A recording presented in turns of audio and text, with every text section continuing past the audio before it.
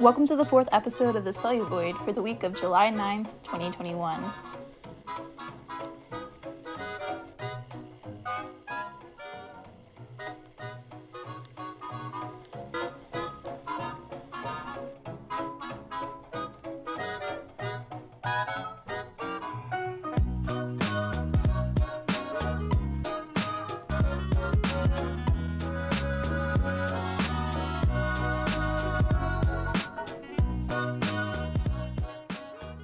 Today I am joined by Matthew Wade.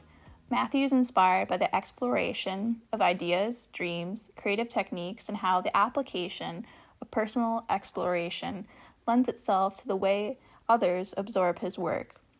With clear intentions about the exploration of a film's imagery, inquiries of sequence, timing, and atmosphere, manifest into something more akin to the recording of a dream, as opposed to a traditionally structured narrative. Matthew believes that aesthetics are king, and they matter more than the plot of a film or its attempt to impart some specific agenda. He hopes that his films are a starting point of conversations and not a passive experience meant to be a cheap moment of entertainment. Now on to the episode. Hello. Hi. Well, welcome. Thank you for joining me. How are you doing? How's your day going? Good so far. Just got back into the studio, so I'm just getting back to it. Okay, awesome. So thank you for joining me today. Yeah. This podcast took a bit of a hiatus for a minute, but I knew I wanted to come back to it this summer, especially after, a year of COVID. It's interesting to see just like where everyone is at right now with like projects and things. And yeah. So the standard question I always start with is, like how you got started in filmmaking or the arts, because what I've observed from you is you kind of cross various paths of like animation and digital art, but also analog. So where did that start for you? I think initially, my interest in just performing arts and stuff was in high school. I was an actor, and I actually went to college on a partial scholarship for acting. So that was my main interest. I thought I would maybe do theater. I was also really interested in comedy and sketch comedy back then. So one of my main things when I was in high school was I really wanted to be on Saturday Night Live. That was my huge thing. Nothing that I've made in my career would reflect that, but that was my initial interest. And then because I was an actor in high school, I had a lot of people that would make films, aspiring filmmakers in high school, classmates that always wanted me to act in their stuff. And I always played a villain, and that was sort of my introduction into no budget filmmaking. But as I started doing that, I sort of got to a point where I was I think I could come up with more interesting movies than all of my classmates are, just because in high school, you're always mimicking what you like and stuff. And I did the same thing when I started out. But that was kind of my intro into it. And then I went to college on a partial acting scholarship. And when I was in college, I was not interested in it at all. I just realized I didn't want to spend my time auditioning and going through all of that stuff. I got to a point where I just realized I would rather be the one making the stuff than acting in it. My interest just sort of shifted that direction. So that's kind of my brief, my way that I got into it. And then as far as the analog filmmaking, early on, I met a guy in town. He actually teaches at the Boise State University now. But when I met him, he was kind of just this enthusiast that had a lot of analog camera and sound recording equipment. He was a musician. He also shot on 16 millimeter, and he had a bunch of old cameras. And I used to go to these film meetups in Boise, where I'm from, and everyone was always playing their stuff on tapes, and I just didn't think it looked that interesting or cinematic. So I shot short films with my friends, but they were all kind of comedy and stuff like that, and just kind of goofing around. But then this guy Nathan, brought a film that was on Super 8 millimeter on a projector that he had shot himself, and he played it And that was kind of like an eye-opening thing where I was like, oh, that looks cinematic. That looks like movies. And so I hung out with him and bugged him a lot. I was just fresh out of high school. And he showed me a lot of the way that you shoot on analog because there just wasn't really anyone else that was that interested in it. So that's how I got really interested in that. And then I bought a Super 8 camera from a studio in Germany that was closing. And I just started shooting a bunch of stuff, like a lot of black and white. And back in the day, in the Northwest, there was a lot of film processing. That's all gone now. But you could mail your stuff. I could mail from Boise to Seattle, my film, and get it back in a couple days, transferred and everything. So that was sort of when I saw images that were shot on film that we had made. That was kind of the gateway drug that I couldn't turn back from. So you got your Super 8 camera, you said in Germany or like a studio? Yeah, I ordered it from Germany, but yeah, it was like a studio. It was really well taken care of. It was just this studio that was closing, and this guy was like getting rid of all of his inventory, a lot of old film equipment, and I bought it from him off of like eBay or something, but it was in pristine condition with the lens and everything was really, really nice. So I shot a bunch of stuff on that camera. Okay. Is this the same camera that I guess like segueing into the feature film that you shot on, like How the Sky Will Melt? Yeah. Yeah. So was that shot on that camera, or what was the process of that? Because I remember the last time we talked, you said there was like it was like a whole kind of roller coaster making that film, like in regards to the technical of just like getting all the cartridges, set aside to make such a big project. Yeah, that was shot on the first that first camera I got was a Bauer C107 XL, and we shot How the Sky Will Melt on a Bauer C109 XL. So I had pretty much used that first camera until it just did not work anymore. I think a lot of people don't realize that those were basically home movie cameras. So you run enough film through them, the little pull down claw just wears itself out and the motor just wears itself out. So we bought another one before we shot How the Sky Will Melt. And then we had it looked at and cleaned up, and we did some fixing of the motor and stuff like that just to make sure it would run really robust. But even that one, pretty much we ran it dry. Just shooting that film, we pretty much, used the last bit of life that it had. But we shot that in 2012. So that was really in the period where film was like on a massive decline, and there were all those rumors about Kodak shutting down. And I lived in Los Angeles at the time when I wrote the movie, and when we did pre-production, and even when we shot it, even though we shot it in Idaho where I'm from, we were living in Los Angeles at the time. I just knew that I could shoot it in Idaho a lot easier because I knew the locations, and I wrote it for that area. But there was no support structure for film at that time. It was right when like the first Blackmagic camera had come out, and everyone was shooting on red by then. We were kind of in this no man's land of like no one was supporting film. When we said we were shooting it on film, everyone was like, "Why? Like, what the hell are you doing? Why would you shoot on film when there's all these new digital cameras?" But I kept being like, because of the aesthetic, like it needs to look a certain way. I wrote it to be shot on Super 8 on colorful film, like that was the design. So. But yeah, we ran into a lot of issues. The lab in Seattle that we got the telecine done on was in the middle of closing. We were the last film that got transferred at this lab that had been, kind of the staple in the Pacific Northwest for a long time. So, and they were in the middle of closing, like boxing up their stuff, leaving when my buddy, who was one of the producers on the film, Jake, went and picked the film up because he lived in Seattle at the time. And so I was on the phone with him when he went to pick it up because we were so nervous that they just were not going to care because they were going out of business. So we had all of our film there, and we were really nervous about like, when he went into the office, there was like nobody working in there anymore. He was just wandering around the hallways until he found somebody. So we were super nervous that like they had just lost the film or whatever. Luckily, he got it.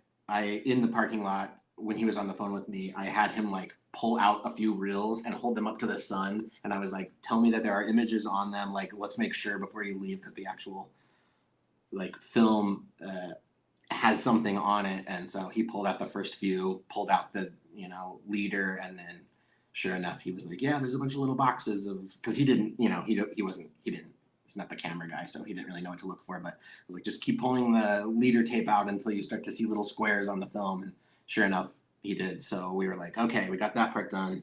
Then we had to mail all that film to Toronto because they were like one of the only affordable places that we could find to get the film transferred. So yeah, it was like a big kind of Yeah. international project. Do you know how many cartridges you ended up shooting, or is that kind of like gone off your memory now? Or just like a blur? I want to say 300 or so, I think. Oh my God, that's all crazy. together. Yeah. And then I lost one of them, so it was a weird number. It was like, I think we ended up with like 299 cartridges back because we had used 300, but one of them got lost. I think I threw it when I was like pissed off about something, and then we looked for it forever and we never could find it. So I don't know what happened to that cartridge, but yeah, there's one missing cartridge out there somewhere in the dirt that Yeah. And like they all turned out okay. Like was like one cartridge you got back was any of them like overexposed, or was there like incidents where you had to kind of correct in the digitizing process, or No, that whole film, if you see it now, basically like that is the lab that did the transfer. They're called Frame Discrete. They're in Toronto. They were actually really cool. They cut us a nice deal because we had no money left, and so we got them to work out a cool deal where they would kind of just do it in the off time when they didn't have a busy project. So we had to wait a while, but they gave us a nice 2K at the time. That was like the biggest they did, a 2K transfer. And then they did basically a color grade just off of our color charts that we had shot. We were pretty adamant about shooting color charts and gray cards, knowing someone else was probably going to color it. So the transfer that they did, I mean, that is what we used. I didn't adjust the color or anything. I mean, that was exactly how it came back. So yeah, everything exposed pretty much like we wanted it to. Yeah. And just like, yeah, you bring up like aesthetics, and not even like for me, like watching this film, like beyond like the aesthetic of the Super 8, I was really impressed by just like the costume design, the glasses, or I think the sunglasses, right, that the main character puts on, and the others at the pool, and just like the vibrant colors they're all wearing, because it's set during the 80s, right? Yeah, we never said like a specific era, so we never reference a specific time, but that was kind of the thing. It was like late 80s, early 90s, and we had limits on technology that we would show, types of cars we would show. So yeah, we were kind of trying to keep it in this like vague retro past sort of. We kept calling it like a fetishized version of the past. Like we borrowed from a few different things, but we were kind of trying to make it this sort of like parallel universe. We kind of shot it like it's not in the 80s. It's just like a parallel universe where things sort of stayed the way that they were or advanced in this weird way. But I mean, all of that stuff is credit to Sarah Lynch, who's also the lead actress. She was she did all the art direction and production design on the film. So all of that stuff is her. Yeah, it's so incredible. That's what really drew me into that piece. And a lot of your films really just have really striking imagery. And I think when reading your bio and just looking into your work, it feels very dreamlike in a sense. And I'm just curious, like how you go about kind of like conceptualizing, kind of like reaching that kind of imagery and trying to get that onto film. I guess, like, what is your writing process when trying to approach that kind of surrealism kind of filmmaking? And yeah, my stuff always starts like pretty purely visually. So I'll get like very specific sort of images in my head that have like the color and the light and everything's already fleshed out before I know what the idea is supposed to be. So I think that's why a lot of my stuff is so aesthetically like. That's like another thing for me with films that I watch is I'm way more interested in the aesthetics of movies than I necessarily am with the story of them. I almost don't care if there's a story at all. That's kind of why I can just binge experimental film and stuff. If there's something interesting with the audio and the visual side, that will pretty much do it for me. and I know that that's a struggle with a lot of people, is they're like, they're more concerned about the story. And I think the balance for me is I really like the aesthetics of cinema, but I hate when films try to like make sure that you get every single part of the plot, like this over explanation of, for example, like, as fun as they are, like every Saw movie, for example, they spend like Yeah. 10 minutes at the end going back to make sure that you see every single little Easter egg. And it's like, you don't need to do that. If people are interested, Yeah. they'll watch the movie again and pick it up. Like these flashbacks where they have to like over explain everything just drive me crazy. So I don't know, and I probably shift too far to the other end of it. But for How the Sky Will Melt and like my newer feature, there's I was really trying to play with like a dream logic that parsed out as much information as you might get in a dream. Like you don't have the backstory to this bizarre character that shows up in the dream. They fulfill the need that your brain has for whatever plot you're developing as you're dreaming. But we also, when we go into it, we have very specific backstories that we as the filmmakers or the actors know, but a lot of that is withheld from the audience because it's like just not necessary for the mood that we're kind of trying to create. So the writing process is similar. It's like I'll have a lot of visual ideas and then I write really slowly. It takes me years. Because a project, I basically like kind of let it develop organically as it starts to develop. And if I try to force something or I try to sit down and write something that doesn't have like a visual cue for me, it just never ends up working. So I really have to like, I'll get a visual idea that I'm like, okay, this is a cool idea. But then over time, I'm like, this is for animation. This is not going to work in a live action piece. But then maybe another note I had written for an animation idea I'm working on suddenly seems more appealing as a live action thing. So, and then it's like not every live action thing works together. So I'll develop one thing that's like, I've been developing this idea that's kind of like this gothic haunted house movie over the last few years. But that just comes in little tiny fragments where I'll get a visual idea and I'll be like, this is really cool. What can I do with this? And I'm like, oh, it needs to be over in this project. It doesn't work in the one that I'm currently doing. So most of my process is very like instinctual, I guess, where I kind of just write to the flow of imagery that's kind of fitting into a theme rather than it starting out as a story and then sort of matching the visuals backwards. I feel like I've taken that approach as well. Cause yeah, I don't know.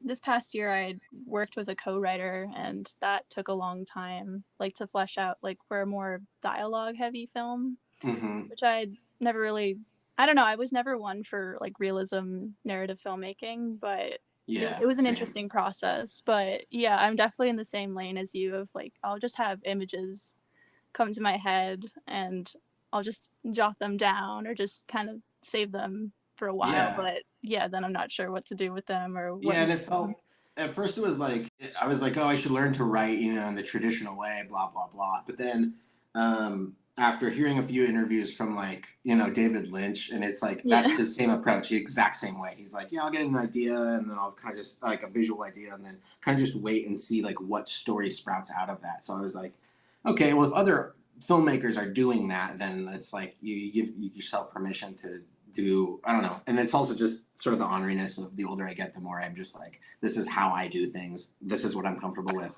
I don't care what the convention is. Moving on Yeah. from there. But all that Yeah. said, I'm really trying, like the next thing I'm writing right now is really plot driven and it sprouted in my head that way. So that has been an interesting counter to like everything that I've said because Mm-hmm. this one has been, there's a lot, I mean, it's very visually heavy, but I think for this one, the visuals really need the story to like give them that extra punch and have them really make sense. And it's a genre horror film, so you need Oh, those okay. elements of plot that like make sense to the audience, but also kind of, again, I don't want to like do this over explanation where I'm like every single thing. So I'm like Yeah. fleshing out a huge, long, detailed backstory, but I know most of that's not going to be on screen. But I think the subtleties of like, if you're paying attention to it, hopefully it will all kind of make sense cohesively together. But we'll see. Right. I'm still writing it. Yeah, and I'm thinking back earlier, like you brought up you shot in Idaho for the feature film. Is that like another strategy in your writing process? Is like going off of locations or just exploring a new space maybe you've never been to before, or somewhere you grew up and like I guess yeah, you said like kind of well, Idaho was the inspiration for How the Sky Will Melt, or you knew you wanted to like set it there. Yeah, I think we knew that we wanted to do it in a place where like Sarah and I are from, Hmm. because the whole thing was about this person who left and then they came back, and we got that sense like I went to film school up in Vancouver, Canada. Then after that we went down and were in LA for a few years. So every time we would go back home for Christmas or something, we would like run into friends that, and we're just like, what are you guys up to? What have you been doing? And it's just like it was like over the years, every Christmas we would come back into town. They were all doing the same thing. And it was like we felt like this separation was happening where we were really trying to um, have these like, re engage these relationships with people. And we were just realizing like our lives were going in such different directions that when we met up, it was like, weird small talk and all this kind of stuff that we sort of make fun of in the movie where they're like, small Hmm. talk banter that they're doing ironically. But we were running into that constantly where we were just like, okay, so how many times today are we going to have to talk about the weather? Because there's nothing else to talk about because we don't relate to a lot of people anymore. So going through that process, we were like, if we're going to make that movie, we need to do it in Idaho. And the other end of it just being that it's super cheap to film there because no one needs film permits. If you want to go into a gas station or a grocery store and shoot, they let you. They're like, oh, we'll block the aisle off for you if you need. Like, they're just excited that something interesting is happening. Yeah. Versus like LA where you go into any bar, all the way out to like Barstow, you go into a bar and you're like, oh, can we film in here? And they whip out the form and they're like, Oh here's the yeah. fee, this is what it costs, do you have insurance, blah, blah, blah. So we were just like, oh man. So growing up shooting in Idaho, we knew how easy it was going to be to like get locations. And for us, How the Sky Will Melt specifically, wrote I had shot in pretty much all of those locations before. So when I wrote it, I was like, this is where we're going to shoot this. This is where we're going to shoot this. And we had that all mapped out. For the new thing I'm writing now, I'm taking a very different approach where I am writing things that I don't have specific locations in mind for, because I'm trying to let the movie guide me this time rather than letting the kind of restrictions of a low budget or places that I've been to guide it. I'm really trying to like knock something loose in my approach this next time around and do things kind of in a new way or kind of just mix it up so that I can take a little more ambition with it and see kind of if I can. I feel like I did the Idaho film with my first two features, so now I'm like, okay, I'm gonna do something. It's still kind of in the Pacific Northwest, but it's a little more like sprawling across the Pacific Northwest, desert, ocean, forest, Okay. that kind Yeah. of thing. Yeah. Hmm. And would you go back to Vancouver or Canada to film? Because I feel like that's a really popular place. A lot of people go to shoot features as well. Um, Yeah. Vancouver's. I mean, it's cool. It's very similar to LA or New York, where there's like, it's expensive. It's a super expensive place to live, super expensive to shoot in certain regards. But there is also a very cool like indie film scene in Vancouver. Like we still have friends up there that are filmmakers, and you can kind of still guerrilla your way through a shoot, even down like in downtown Vancouver, and no one really cares. Like you're supposed to use film permits, but it's really yeah. not. No one's really enforcing it or anything like that. Versus like Hmm. if you're shooting in LA and. But I don't know. The other end of that too is we've had friends that have shot a bunch of stuff in LA on their phones, because you just look like a tourist, but you're really like shooting your friends having a dialogue scene on Hollywood Boulevard. So I think anymore you can kind of shoot wherever location needs to be. I would love to someday make like an LA movie because I Oh yeah. love those films like Drive or Heat or any of those. Like I just love that sort of like the LA noir thing. So someday I would love to do like that type of thing and really use the locations and the scenery and the streets and stuff like that. But yeah, for now I'm still like in Pacific Northwest mode. It's interesting you bring up someone was just shooting on their iPhone for like a longer form film that they had made. Yeah, like Sean Baker when they did Tangerine, like he Oh was yeah. talking about the fact that they were shooting on their iPhones because they could just get away with it. Like they could go into a shop and shoot without Oh, having to do like film permits and stuff. And if you're shooting on your iPhone, people think you're doing like, you know, making a video or doing something for Instagram or TikTok or something like that. So even if you're shooting like some narrative piece, it's like no one really notices because you're just, filming on your phone. It's like harder to. right. So that's a good way to sort of guerrilla your way into, or shooting, from a car, like parking a car downtown that's got like tinted windows and upping your exposure, shooting through the window, but you can shoot people like that if they're mic'd, if you need them to be mic'd or something like that. There's little cheats and stuff like that. And like, are you like anti iPhone filmmaking? Or I mean, I really liked Tangerine, but I've Yeah, I seen did mixed too. reviews. But yeah, or just like, what's your take on just like, I guess like iPhone cinema, like that kind of rise? Because it's interesting because there's like the whole argument on people are like, why are people shooting films on like Super 8 cameras still or Bolexes? But then there's also the argument of like iPhones. So I'm curious your thought on that as well. I like some like I've seen Steven Soderbergh had a film that was shot on iPhone. I guess he's done a couple, High Flying Bird and then I think Unsane it was called from a couple years back. Like for those I think that they work. I have no problem with that. But I personally have not come up with an idea where I think that the iPhone would work. Like aesthetically for me, it still sort of looks video-y and a little too compressed, I guess.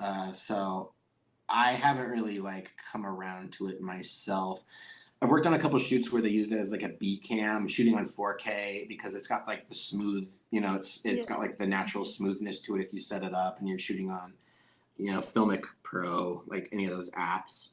I have Filmic Pro on my phone and I'll shoot like I'll just shoot random B-roll if I'm like in a city that has like cool architecture or just something is interesting. I'll film it. I have a collection of stuff I've shot that I try to compose very cinematically in the moment, but I have no idea what I'm doing with it. Like I'm just kind of shooting it to shoot it because it's kind of fun to like grade that stuff later. And I think you can get really cool images from it, but I don't know. There's like sort of a look that iPhone footage still has that I'm not completely convinced by, but I'm sure that will not be the case like within a couple of years. I felt the same way about digital cinema cameras until some of the more organic looking images came out of like that digital 16 camera that they made really briefly. That looked really cool. It graded really nice. They had like an organic, I forget what the specifics are, but it had like a natural sort of sensor in it.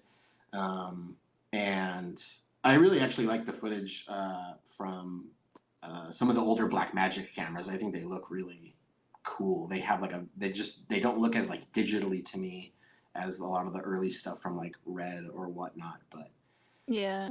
I think now it's just like, it's totally just a choice of the specifics of what you want. Like it's interesting to go to film festivals and still see shorts or features that are shot on a lot of, if it's an indie film now, it's probably like 16 millimeter. It's pretty rare that they're on 35, but even then it's exciting. And that person and I will usually end up in some conversation about shooting film because it jumps right off the screen to me. Like if I see something that was shot on, especially like Super 8 or 16, it you can tell instantly. And then I'm super excited that people are still doing that. So then, we'll get into some conversation about it, and then it like re-inspires me. But it's interesting that I think most stuff that you see now kind of just has a digital look, and I think that kind of comes from a lot of my irritation with independent filmmakers, which is they want their things to look like everyone else's things, but I'm just like, if you're making a movie, especially with no budget, like this is the time to experiment and do something new and play with stuff, because you don't have a studio or producers breathing down your neck. Like if you get to that point and you want to do that, that's great. But like if you're doing your own film, do something new with it. Like why I don't this need to make everything look the same. Like the different movements, whether it's like the really desaturated look or the look that's like, you know, where they're really trying to like push the blacks to look more like you know, film stock, where they're like really doing deep blacks, and that stuff can all look cool, and every project is specific to its own thing, but it's just I feel like people get locked into like it needs to look like what I see on TV or what I see at the movies, and it's like if that's the idea, you're trying to make a commercial piece, that's great. But for me, especially shooting like raw digital, like with our last film, I thought the funnest part was like really trying to push the look as hard as I could and really trying to experiment with it. So I think I think you get that latitude from digital because you can experiment. You're not really burning film stock. But on the other end of it, it's like if you really just shoot film the way it's supposed to be shot, you know, it looks stunning. You know, it's like one of the ones you really don't have to screw around with that much. Yeah. And like you bring up meeting people and like, is there like people right now that deserve like a shout out or like you're impressed by, or like you have yet to meet but like you've seen their work kind of floating around and like the modern analog sphere that's been kind of still alive? It's a good question. I have not. The first film festival I've been to in person, obviously in like over a year, I was just in Texas at Oak Cliff, Oh, cool. Yeah. which was a super cool festival. And there was, I'm like, you know, I'm buddies with Kentucker Oddly, who's Sundance film, Strawberry Mansion. He and Albert Bierny's their film. They actually that one was interesting. It was shot digitally, but then they did a transfer to 16 millimeter, which explained a lot of questions that I had when I was watching, because I saw it, you know, I streamed it during the Sundance Film Festival, and they were talking about it being shot on 16, but I kept telling Sarah, because we were watching it together, and I was like, there's something weird about this transfer, or there's something about it. And then when I was like talking to them at the festival, they were explaining how they had done it, and I was like, oh, okay, that makes sense. But actually worked a little bit on there's a film there was also at Sundance called Superior, and that was shot on Super 16, and that team's really cool. I'm not sure if if I get the name right. I think it's Aaron. I'll look it up here real quick. I think I've heard about this. Yeah, this film. Yeah, it was based on a short that they had made with the same title. It's like Aaron Vasilopoulos or something like that. I'm sure I'm butchering it, but she's an amazing director. I was a huge fan of her from the shorts that she had made, and they shot on that film was shot on Super 16. And it looks really, really cool. And I actually did a little video game design that is in the film, just because of her having seen one of my old shorts, Plena Stellarum, and so they were like they needed a video game design for their film, so that was my little thing for them. But that was cool. I mean, I was super stoked that they just went all in and they shot the whole film on Super 16, and it's kind of a mood piece, but I think that's cool. I think that that's like I think they're a cool team that's doing cool stuff. And her shorts were, I think, shot on 16, and maybe one was on 35. So she's like, they're very into film stock and shooting film stock. I think another recent example was like the Love Witch, which was shot on 35, but it just looks so cool because it's just this old school approach to shooting. And then, yeah, I don't know. I mean, it's those are some of the rare ones that like come to mind recently. But then you obviously have like the big sprawling stuff like Once Upon a Time in Hollywood and stuff where you've got like they're able to use the big, the big cool stuff, the big Yeah. cameras and the big, shooting the big films with big money. I also can appreciate that, and because those guys are also keeping film stock alive. Right. Yeah, yeah. But like I don't know, I have to give props to you and the woman you just and like her team that you mentioned, like, you know, like that like it's not cheap, like investing into Yeah. film and like you saying 300 cartridges, that's, like yeah, what is that process like of I guess like there's always like that term thrown around of just like, you know, like you're just looking down the barrel of the lens, like about to take the shot, and like just, that anxiety and pressure. Like what's that process like of just blocking out actions and things and dialogue and just like make sure, you're not like wasting film when you're going in for a take. Yeah, I think it's a lot of planning, and there's kind of that cliche they talk about, but it's true. It's like everyone, the actors and the crew, they're really like on their game when they know there's film being shot versus Yeah. digital. Like everyone sort of knows, like, you as soon as you start rolling the camera, you can hear the money burning through the machine. Like that is the sound of like when it starts running, you're hearing the cash start to catch on fire. So you're just like, okay, we've got to really make this count.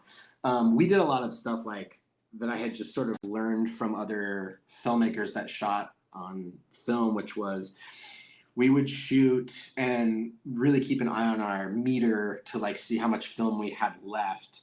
And then if we got to a point where we didn't think we had enough to get a next take, we would stop and pull that cartridge out and mark how much time on that cartridge was left, like right onto the sticker on the cartridge.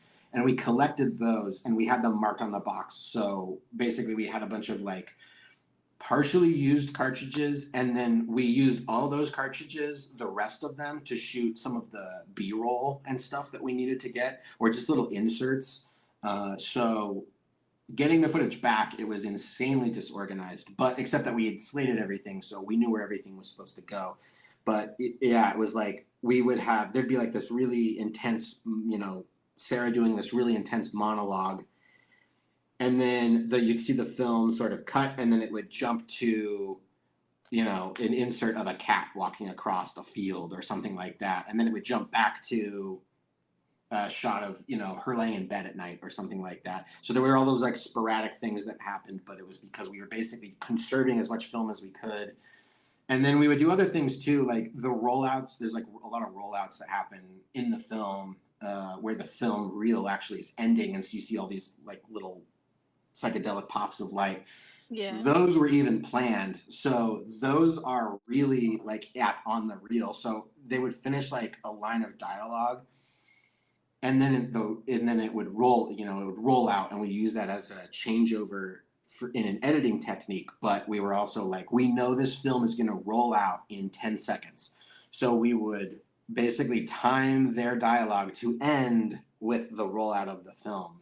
And that was just something kind of like experimenty that we were playing with. But I had done that on an earlier short film, and I really liked the effect that it had. So going into the future, we kind of knew we wanted to do some of that stuff, not overuse it, but there were certain moments where it was like, well, let's, we have a tail here, so let's just fire off this piece of dialogue with this tail and just see what happens. And sometimes it worked and other times it didn't, but it was fun to sort of play with those little extra bits of film that we had after we had shot the film, and we had a few little things left over.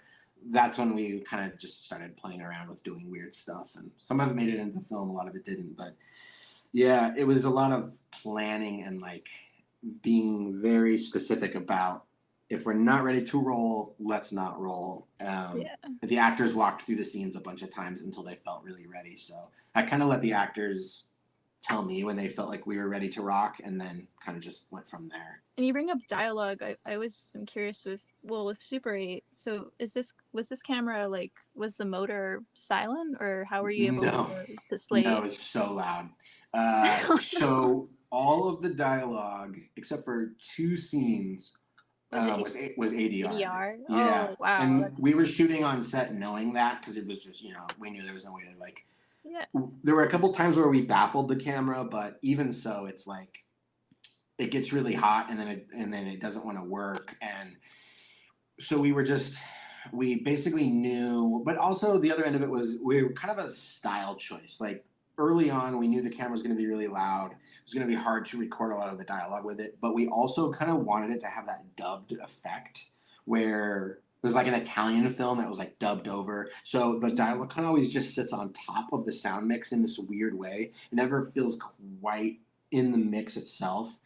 The only scenes we didn't do that on, and we baffled the camera, and it was really hard. We like pushed the camera guy really far back, and then zoomed in as far as we could, and then I had like our DP was like covered in jackets that were basically taped together to baffle the camera, and that was basically we did that there's like a scene where Sarah's got this big monologue and she starts crying and she's like kind of coming unglued, and I knew I didn't want to like try and redo that in ADR.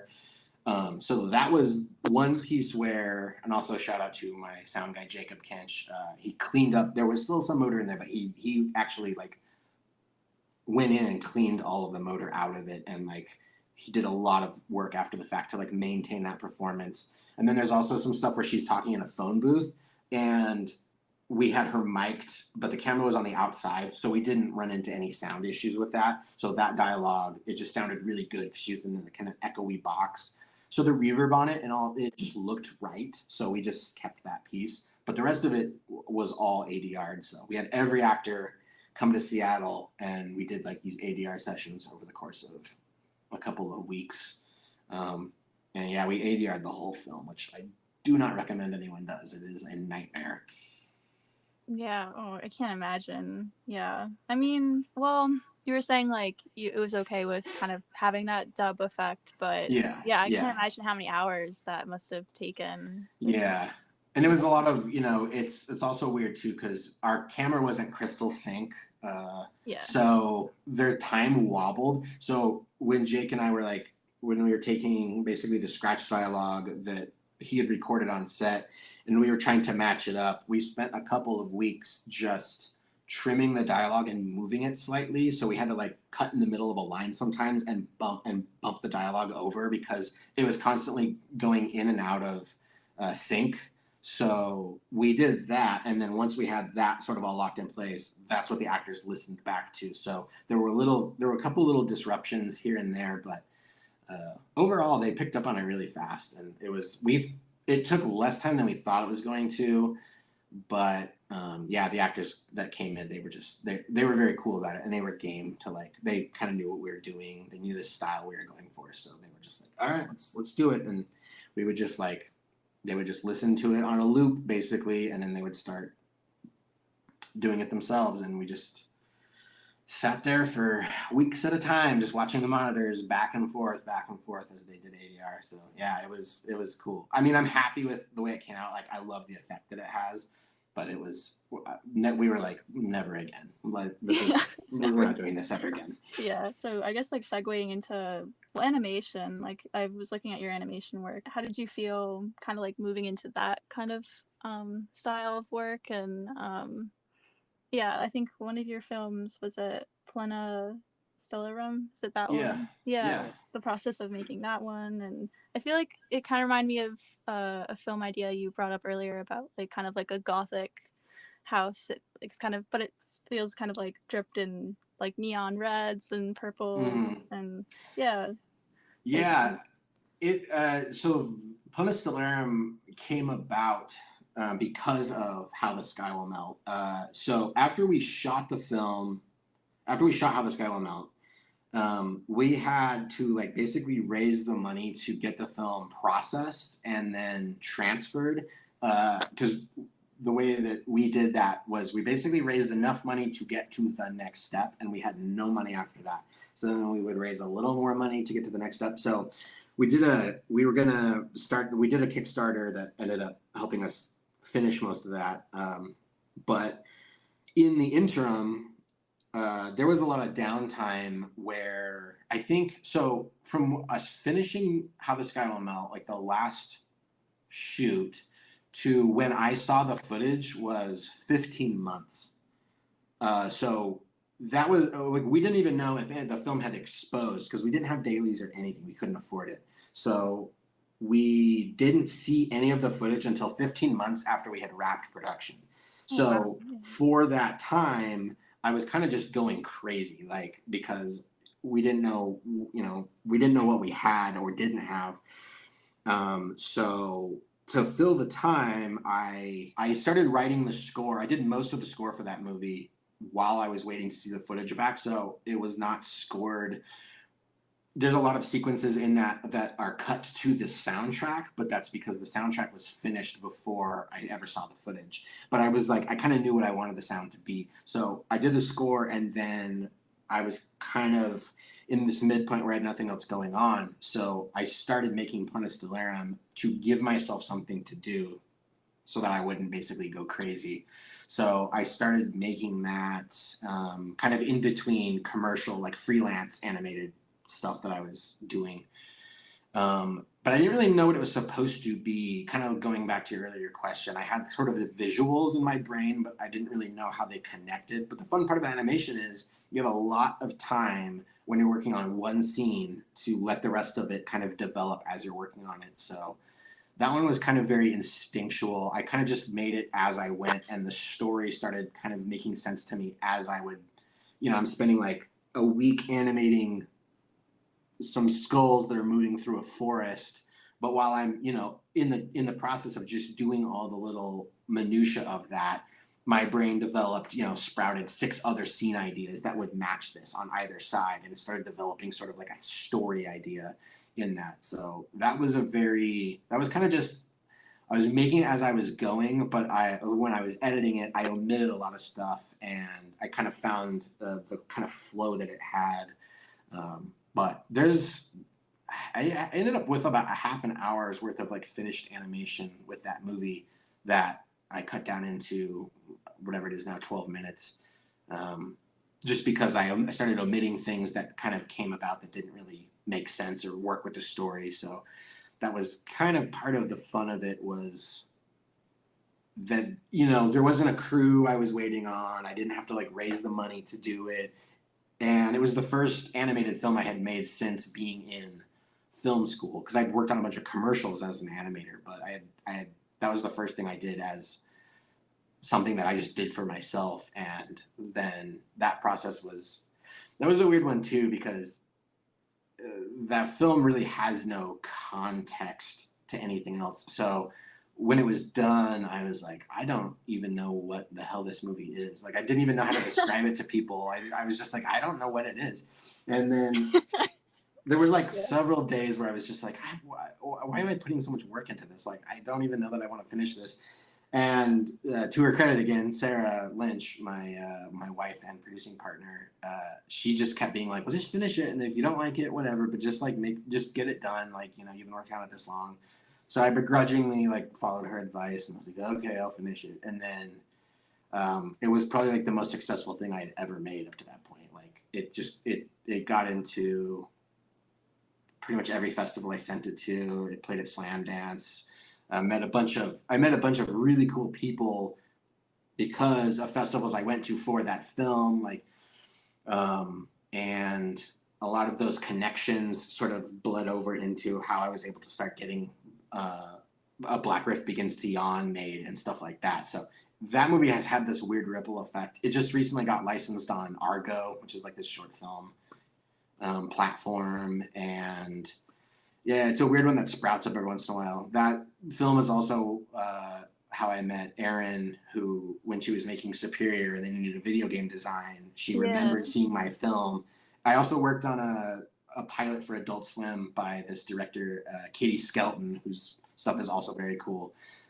she remembered that film and she wanted me to do some like old school effects on this live action thing that she had done. So this short called Lusty Crest, which I don't know if it's online anywhere yet, but it was like a pilot that was made for Adult Swim that was, I thought it was really funny and cool and far out, but it didn't end up going to series. But yeah, that's one of those things where like I'll tell people, like, if you have an idea and you don't know what it is, like just go for it, because you never know what's going to come of it. Like, of all the things I'd ever made, this bizarre experimental short probably opened the most doors for me of anything I'd ever made up to that point. Yeah, that's crazy. I'm glad that it worked out and you kept pushing, and like Yeah. your wife was a big supporter in that. She's really Yeah. good at seeing where I'm like getting fatigued and then stepping in and kind of giving me perspective and stuff like that. She's like, she's very skillful as like the producer to the moody artist kind of thing. Like, she gets the language, so she knows how to like talk me down. Yeah, I guess that's definitely a big thing. I guess like one of my final questions. Well, I have like a few more, but yeah, just like for me recently, I've been in such a funk with these two films I had to make for film school. One is a doc and the other is a narrative. And like I'm at this point where like I just took a month break and I'm trying to get back into working in post production again and like bringing in the post production team, but I just feel fatigued and I'm just not really sure how to get out of it. So I think that's yeah. also just a condition of like the past year and a half. Like, Oh yeah, I yeah, think it's not definitely. just you. Like, I have felt it too. I've really been dragging on, like, I mean, as excited as I am about this new thing I'm writing, I still have just been dragging myself through it. And there's some days where I'm like, okay, this is a writing day, and then I end up watching, Criterion Channel for 5 hours. And I'm like, oh, Yeah, that yeah. day's gone. And I'm like justifying it to myself, like, oh, you're gonna watch movies, but in the back of my brain, I'm just like, no, you're just doing this because you don't want to write, because you're not feeling it. So yeah, it's weird. I used to kind of be. I used to be a lot more. I feel like I was a lot more of a production machine before COVID and all of this stuff. Because now I'm just like, I think there's another aspect to it too, which is like Sarah and I talk about this a lot. Because during this, her perspective really shifted, and she kind of was like, I think I want to start writing and directing this idea that she had for a while. And I was like, yeah, that would be awesome. Like, let's do it. So she's been writing this thing that she's planning on directing, and that has kind of helped me sort of stay inspired too, because like I want to be there for her and help her when she wants to make this movie. And I think that kind of thing, us having this conversation now, I think it helps just to know other people are like going through the same thing and are still trying. Like, there's still people that are, you're still trying to get stuff done, as difficult as it is. But there's a lot of recalibration and fatigue, I think, that people went into. And I definitely came around to this idea of like, the DP on my last film, Lila, the Striker, she's, it was her first film that she was DP on, but she'd worked on a lot of film sets. And she was telling me, she was just like, during this time away, I've really had time to reflect, and was like, I only want to like work on movies that I believe in, and otherwise I don't want to like get burned out and fatigued on working on, people's movies that just don't feel like they have anything to say, and they don't feel like they have like any sort of artistic merit or anything. And it's just like, I think it gave people a chance to step back and take a breather. And I think a lot of us came out of there. I think we're still kind of figuring out like what that meant, what that kind of recalibration felt like. But I'm there with you for sure. Like, I still have days where I'm just like, I should draw today. I should work on this idea, but I just clean the kitchen instead and play with the cats. Well, there you go. Yeah. I think as well, like, just, the lack of being able to go to festivals. I was at one this past June, but it was still kind of, I don't know. I mean, it was kind of it was outside, which was interesting, but even so, like, there's other places I would love to submit to across the states, but, people are still like closed doors, and it's just kind of like now the cinemas are like opening Yeah, more, but yeah, I feel like that's part of it too, of just like I'll finish the thing, but like I want people to properly like sit in like a dark room or like somewhere, and like then we can talk afterwards, like face to face. But it'll come again one day. Like it's just yeah, we're getting there. yeah. I think it really showed how. I think people knew it in, on paper, but I think it really showed how communal cinema is and Yeah. how reliant we are on that sort of experience, because like I was devastated to, like when I heard that the arc lights were closing, because that Mm. was like my home when I was in LA for work. Like I lived there on the weekends. I saw like 6 or 7 films a weekend when I was there, because I would just go in the morning and buy my like round of tickets for the day, eat there, drink at the bar there. Like I just loved being in that place because it was so all about movies and cinema, and all the drinks are named after movies and movie references, and it's just like this film Yeah. lovers paradise. And so when they announced they were coming back after COVID, it was just one of those things where I was like, man, what is happening with movies? But then a nice thing was going to Oak Cliff, because it was like a full festival. Everyone was in these, like the Texas Theater, this like beautiful iconic theater where we were watching movies, and everyone was just hanging out together. And then there was like a dance party that Dan Deacon was DJing, so everyone was just like cutting loose and drinking way too much. But it was just like all of us that were there, we were all like, this is the first film festival we've been to in a year and a half, because all of us had films that had played, but only in like those digital Yeah. Mm. festivals where you had to like get a ticket through the portal, and they use Sundance and Slam Dance and all that Mm. kind of stuff. So I got used to watching films at home, and I was like, oh, I could probably just do this. But then going to festivals, I was like, oh man, no, I miss like watching movies with a crowd, like people that are into movies. It's so different.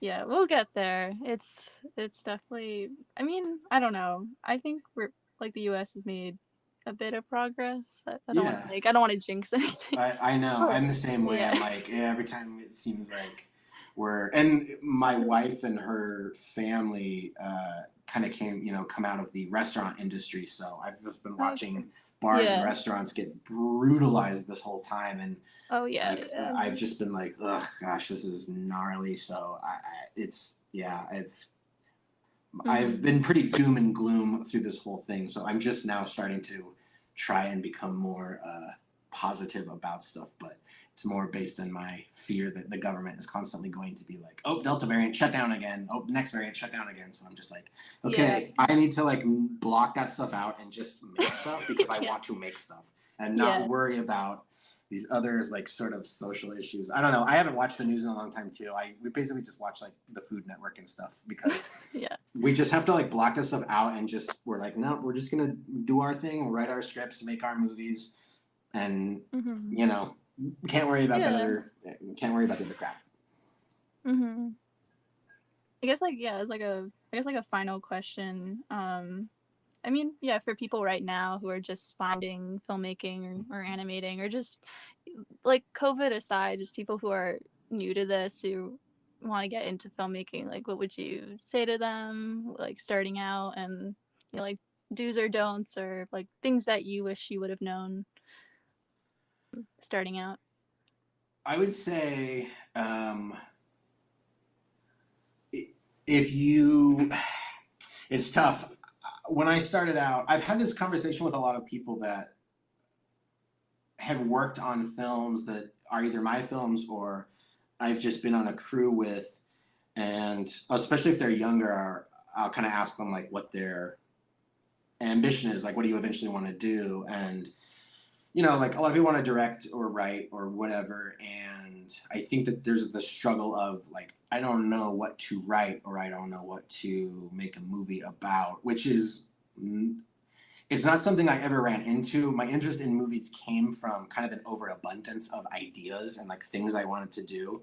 But I think the biggest thing is just to it's kind of a cliche, and I didn't follow the advice of this cliche when I was younger. And going back, what I would tell myself is, you have to write to your voice. Like, you cannot try to make a Tarantino movie. You cannot try to make a Richard Linklater movie or a Wes Anderson movie. Those people already exist and they already make their movies. You can't, like, you're not going to out Tarantino. So you have to do what you have to write your story. And an example would be like, I knew this guy who was a Christian filmmaker, and he was really into. He didn't want to be a Christian filmmaker. But he was super religious. He was super into that world. But he also wanted to make movies. But he kept trying to make like movies that were like action movies, or movies that were just about all of these things that they didn't have the budget to achieve, but B, we're not like speaking to something personal to them. Like, it was not a story that was reflective of them. And I was like, if you made a movie about a person who wanted to be a filmmaker, but was also trying to like be a Christian, but didn't want to be pigeonholed as being a Christian filmmaker, you don't have to make that movie, but that story would resonate something real in you that might knock something else loose. And I struggled with the same thing. Like, I wanted to make these like kind of ambitious science fiction films, but I did not have the money for them. So I would be frustrated trying to write something I knew I could never make. But then when I pulled back and when we made like How the Sky Will Melt, script was written based on the feelings that we were going through at the time, conversations Sarah and I were having. And that was the first thing I wrote where I felt organically like it just exploded out the way I wanted it to, and it looked the way that I wanted it to. And when we were shooting it, we were able to like dive into things that we had been discussing, because we were making a drama, like, and maybe experimental, maybe slightly horror, but the ideas came from just conversations that we were having. And like, this would be an interesting piece of dialogue, and this would be an interesting thing to show. So going back, I would tell myself, I think there's the trope of write what you know, but I think investigate what that means. It doesn't mean you can't make an action movie. It doesn't mean you can't make a science fiction movie, but you can do that in the context of your means, but also what your story is. Like, Primer is a great example. That Shane Carruth's first movie. It's a science fiction movie. It's very ambitious, but it is about the philosophy of time travel, because that's the kind of guy he is, and those are the conversations that they were having about time travel paradoxes and loops and stuff like that. And so the movie is not like some, Kubrickian 2001 movie or some Christopher Nolan time travel movie. Like, it is this bare bones movie, but you can tell that it came from a very genuine place. And when they were doing it, you can tell these guys, like, this was the thing they wanted to say. This was what they wanted to do. If you feel like you're trying to knock someone else off, or you feel like it's going to read that way. And I also say this as somebody who's programs for a couple of film festivals. We can always tell if you're referencing somebody really specific, and there's like flavors of that. So it's not even like your movie's going to break through some barrier, because festivals like Slam Dance, which I program for here and there, and like our film festival in Boise, Film for It, we really try to find, even if it's not very developed or it's a little rough around the edges, they're more likely to take something that feels new. It feels like a new voice is behind it, than somebody that's trying to do like a Michael Mann movie, or like, the overused Tarantino or whatever. Like, you can tell who somebody's referencing, and you're like, okay, you're trying to do Coen Brothers. But over here, this filmmaker, we have no context for. Like, this movie is so bananas and so weird. And maybe technically there are some issues, but that is the movie that I will pull for more, because I'm like, this person, like, I want to see what they do next. That's the kind of person that I'm going to grab, versus somebody else they're just trying to make another carbon copy of a Hollywood established style. And certain festivals like that, but a lot of the ones that you kind of need to get into first to work your way up, they don't want that, because they wanted to be the ones that discover a new voice, not a redundant. Yeah, I like that a lot. Yeah, I was like, I just finished my sophomore year. I'm going into my junior year, and this really reassured me, because the whole year people kept saying, in regards to critique, like, like that's so Amelia, like this is such an Amelia film. And I would Yeah, get that's kind of, great. which is like, I at the time I was like, this is kind of annoying, like I want kind of more feedback. But I mean, this like reassures that like, oh, they're just saying like I've kind of like have a voice going for myself right now. So Yeah, yeah, yeah. definitely. I Yeah. mean, that's I I've had conversations with people at film festivals that have really tried to like sort of explore that in some weird way where um, they're like, okay, so the Matthew Wade style of filmmaking, like the style that you have, they want to like delve into how I developed it. And I'm always like, I really don't think about it because I don't want to ruin it. Like I don't know why I'm attracted to the certain colors I'm attracted to or whatever. But I just let things be the way that I want them to be, like in my head. And I think people fear this like redundancy of style, like I have to do something new every time. But I think you see filmmakers kind of do, they have a style. Like Kubrick has that style. That's Kubrick, like the way that he holds on shots or moves a camera or uses a zoom lens. Um, Everyone kind of has that style, the the overused idea of the auteur, but that I think that there's merit to that because I want to see cinema by an author, like a person with a specific point of view that is their thing. I'll keep seeing their stuff because I'm interested in somebody who's like kind of expanding their own cinematic universe is kind of how I look at it. Like Amelia's cinematic universe, the things that exist in the way that you build them and you add context to them. That's cool. I'm way more interested in those types of filmmakers than I am somebody who just like jumps from commercial project to commercial project because I'm like, you could have directed this, but so could anyone else that's like done TV or whatever. But when you're seeing something where it's like this person is clearly trying to work something out, and maybe there's like the same themes or same colors or same locations over and over again, but it's like I'm always interested because I think every time they do that, you're peeling the onion back a little bit more to your own work, if that makes any sense.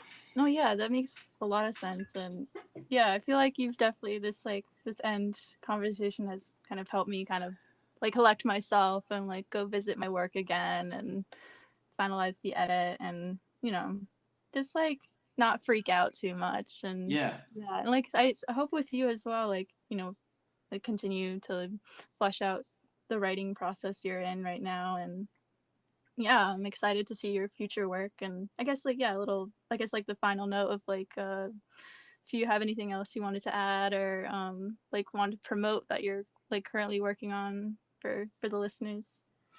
The only new thing I have right now is the new feature Black Earth Begins to Yawn. It premiered at Slamdance and it's slated for a handful of other festivals that I don't have an announcement for yet. But yeah, I'm hoping that will eventually land somewhere, but I'm not sure where it will be. I think I keep hearing it's got kind of more of a maybe Canadian or European sort of distribution model than anything else. But we'll see. I'm kind of letting that play out as it plays out, just because we don't owe any money on it or anything like that, so we can kind of just hold on to it and let it do what it's going to do. But yeah, that's the newest thing. Otherwise, yeah, I'm just writing away every day. Well, thank you so much for joining me today, and this is a great conversation, and I hope you enjoyed your time here. Yeah, for sure. Yeah, it was cool. I feel ready to write again. So yeah, nice. That's awesome. All right, well, enjoy the rest of your day. All right, you too. Thanks. Bye-bye. That concludes the 4th episode of the Celluvoid. I really hope you all enjoyed. If you want to check out more of Matthew's work, visit his website, matthewwade.com. And while you're at it, you should also follow him on Instagram at MatthewWorks. If you enjoyed listening to these artist talks, feel free to check out the Celluvoid's Instagram page at the Celluvoid. I share and curate additional content that will go along with the people I interview, but also sharing other film-related posts. Thank you so much for listening, and stay tuned for the next episode.